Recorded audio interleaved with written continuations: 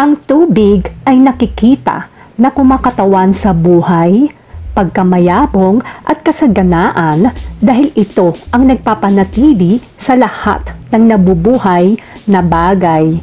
Ito ay nakikita bilang pinagmumulan ng buhay dahil sa ulan, lawa, ilog, sapa at karagatan na lahat tayo ay umaasa. Ngunit ang kahulugan ng tubig ay nag-iiba kapag ito ay nakapaloob na sa ating panaginip. Bago ako mag-umpisa ay huwag kalimutang mag-subscribe, mag-like kung nagustuhan ang topic na ito, at mag-comment para sa mga katanungan at suggestion.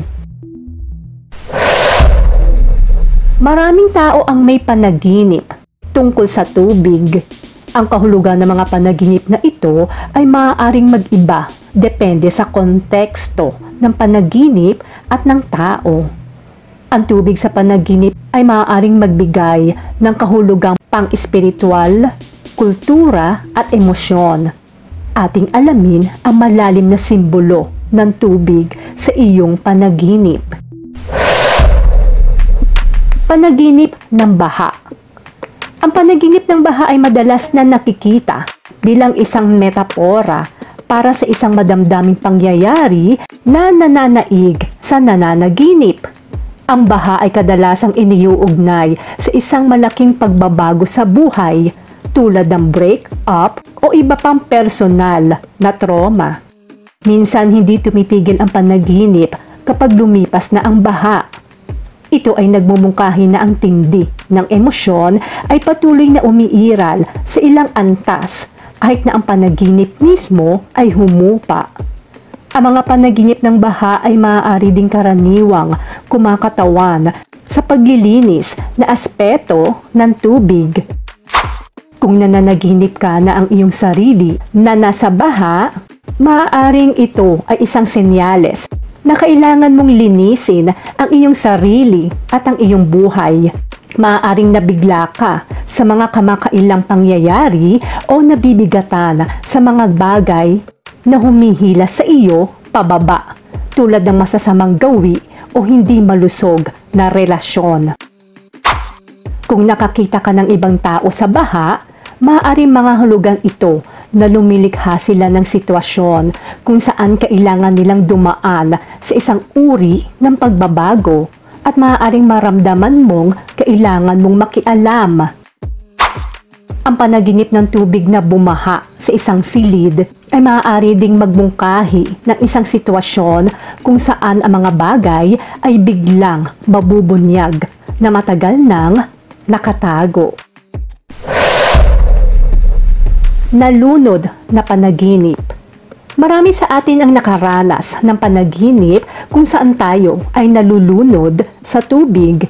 Ngunit hindi laging madaling maunawaan kung anong ibig sabihin ng panaginip na ito.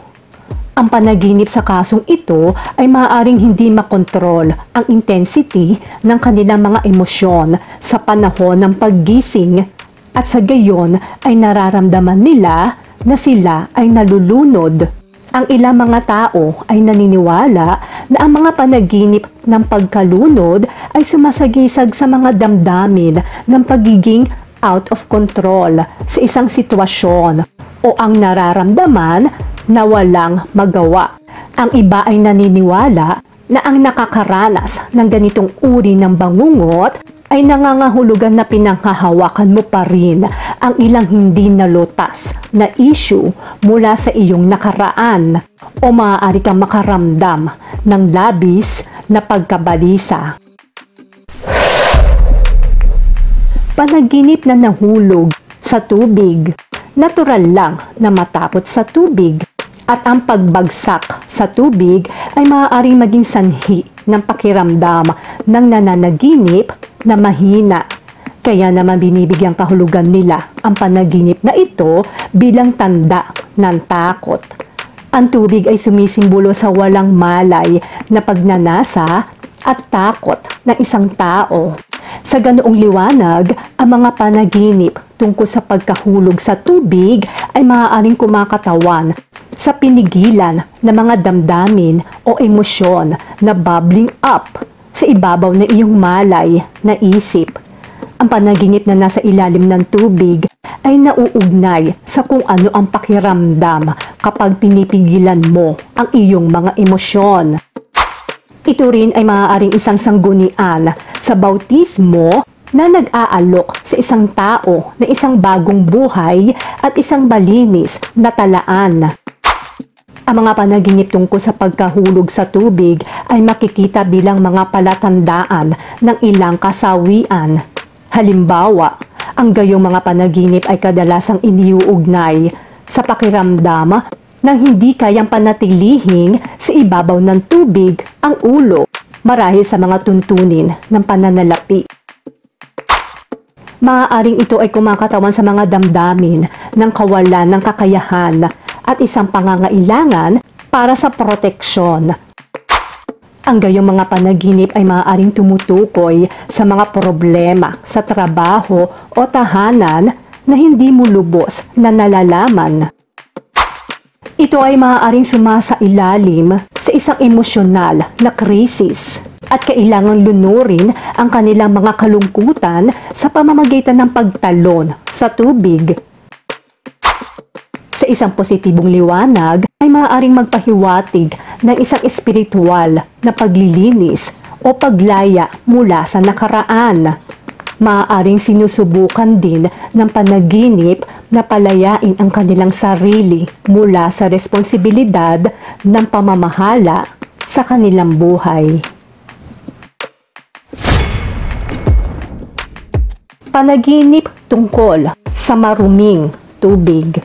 Ang mga panaginip tungkol sa marumi o maputik na tubig ay karaniwang hindi kasiyasiyang panaginip tungkol sa kontaminasyon o nasa maling lugar. Ang taong nananaginip ay karaniwang nasa isang sitwasyon kung saan sinusubukan nilang tumakas mula sa isang bagay.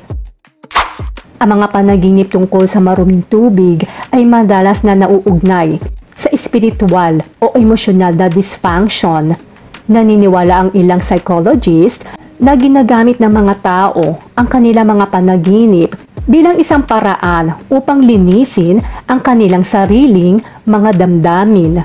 Sa liwanag na iyon, ang marumi o malabo na tubig sa isang panaginip ay maaaring kumakatawan sa isang hadlang na humahadlang sa atin sa pagkamit ng mga bagay sa ating ninanais. At ang panaginip ng madilim na tubig ay kumakatawan sa pakiramdam ng sabay-sabay na nakulong at nawala. Dahil palaging sinusuri ng ating subconscious mind ang mundo sa paligid natin, madaling maunawaan kung bakit ang simbolo na ito ay maaaring kumakatawan sa pagkabalisa na may hindi tiyak na pinagmulan o isang pagnanasa na humanap ng paraan mula sa mahirap na sitwasyon. Ang ilang mga therapist ay nagsasabi na ang isang madilim na tubig na panaginip ay maaaring mga hulugan na ang isang tao ay nakakaramdam ng malalim na pakiramdam ng pagkakasala, trauma o takot. Panaginip ng malinaw na tubig. Ang mga panaginip ay maaaring maging isang lugar upang makatakas mula sa ating kasalukuyang katotohanan. Maaari rin silang maglaman ng mga mensahe na sinusubukan ng walang malay na panaginip na makipag-usap sa may malay. Ang mga panaginip na malinaw na tubig ay maaaring magpahiwatig ng kadalisayan ng mga kaisipan at isip. Para sa ilang mga tao, ang panaginip tungkol sa malinaw na tubig ay sumisimbolo sa kalinawan na nais nila sa kanilang buhay. Maaaring naghahanap sila ng katahimikan. Ang gayong panaginip ay maaaring ding manindigan para sa isang pagnanais na panatilihing simple at prangka ang mga bagay. Ang paggising mula sa isang panaginip ng malinaw na tubig ay kadalasang nagiiwan sa tao ng pakiramdam na malinis at refresh. Ang simbolismo ng panaginip dito ay maaari ding magpahiwatig ng pag-alis ng masasamang damdamin o karanasan o na sa tingin mo ay sa wakas ay patungo na sa tamang direksyon ang iyong buhay. Ang managinip ng tubig na malinaw at malinis ay nangangahulugan na ang iyong paggising na buhay mismo ay pinagmumula ng kalmadong tubig at ang gayong panaginip ay nagpapahiwatig ng pagiging payapa sa sarili. Panaginip sa malinaw na tubig na may lumalangoy na isda ay makakakuha ka ng pera at kapangyarihan. Ang isda ay lumalangoy patungo sa ibabaw ng tubig. Ang panaginip ay maaaring mga hulugan na ikaw ay nasa para sa mabuting bagay, kayamanan, pag-ibig at kasiyahan. Samantalang ang isang isda na lumalangoy sa malalim na tubig o sa madilim na tubig ay maaaring nangangahulugang ikaw ay nasa o para o sa kasalukuyang nararanasan mga oras ng kaguluhan. Ang managinip ng tubig sa loob ng bahay. Sa panaginip na ito, ang isang bahay na may tubig sa sahig o nagmamadaling pumasok ay maaaring kumakatawan sa pagkalikido ng walang malay na mga emosyon at sa kakayahan ng isang tao na hawakan ang mga ito. Ang tipikal na panaginip ng tubig sa bahay ay nailalarawan sa pamamagitan ng pandamdam na natagpuan mo ang iyong sarili na nakalubog sa tubig sa bahay. Ang panaginip na ito ay nangyayari kapag may mga damdamin ng pangamba, pagkabalisa o gulat tungkol sa isang bagay na maaaring mangyari o malapit ng mangyari. Ito ay maaaring sanhi ng mga alaala na mga nakaraang pangyayari na nangyari sa bahay. Ngunit sa pangkalahatan, ang panaginip na kahulugan ng tubig sa loob ng bahay ay may kinalaman sa mga pagkabalisa, takot at negatibong enerhiya kung saan ang tubig ay kumakatawan sa totoong buhay ay nag-aalala na ang mga walang malay na isip ay sinusubukang ilabas sa ibabaw. Mga panaginip tungkol sa pagtagas ng tubig. Ang mga panaginip tungkol sa pagtagas ng tubig, halimbawa, tungkol sa pagtagas ng tubig mula sa kisame, ay karaniwang nagmumungkahi na gusto mo makaramdam ng mas ligtas at grounded. Ang mga simbolo ng panaginip ay sumisimbolo sa mga emosyon na hindi natin pinapansin sa paggising sa buhay. Ang emosyonal na kontrol na humigop, pumatak ng patak habang dinadala ka ng tubig na umaagos pababa. Ang pinakakaraniwang interpretasyon ng panaginip kung saan ang iyong panloob na kapayapaan ay nasa panganib.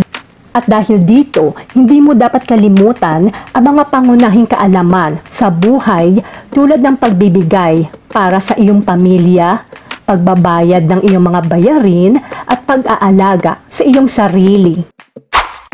Kung nakakita ka ng mga tumagas na bubong sa iyong panaginip, maaaring nangangahulugan ito na ikaw ay nakaramdam ng pagkapagod at malamang na bigo.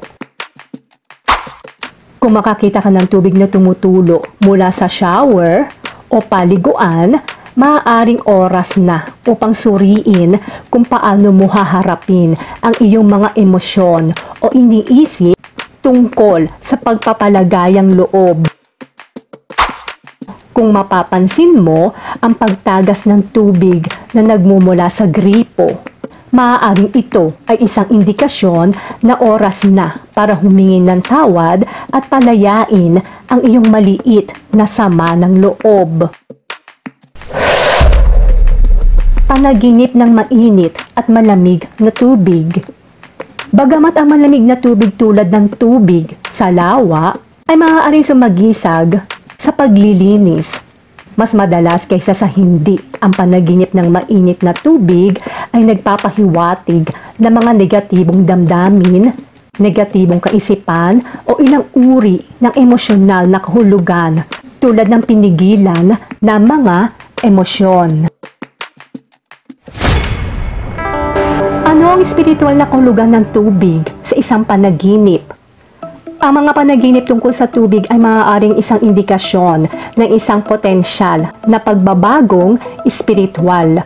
Dahil ang tubig ay sumasagisag sa mga emosyon sa mga panaginip, madalas itong binibigyang kahulugan bilang isang paraan upang ipahayag ang iyong panloob na damdamin tungkol sa iyong sariling espiritualidad o iyong sariling espiritual na paglalakbay.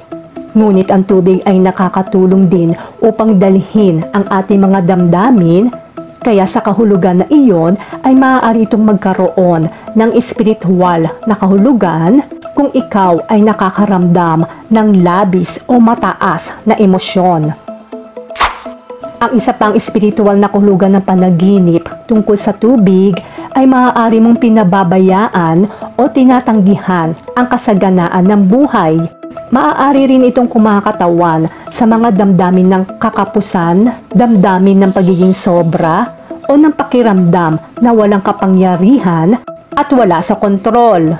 Maaari mong maramdaman na palagi kang pinipigilan ng iyong trabaho o pamilya, at ang tubig ay maaaring magpalaya sa iyo mula sa mga paghihigpit na ito. Kapag ang malalim na tubig ay dumadaloy sa isang panaginip, kadalasan ang tubig ay kumakatawan sa isang positibong kahulugan tulad ng espiritual na paglago, espiritual na kaliwanagan, o positibong pag-iisip na pangkalahatan. Sa mga kasong ito, ang panaginip ay sumisimbolo sa panloob na damdamin na ang panaginip ay tinatakpan bilang isang uri ng ika-6 na sentido. Isang mahalagang elemento na gumagabay sa iyo na hindi kilalang landas ng buhay.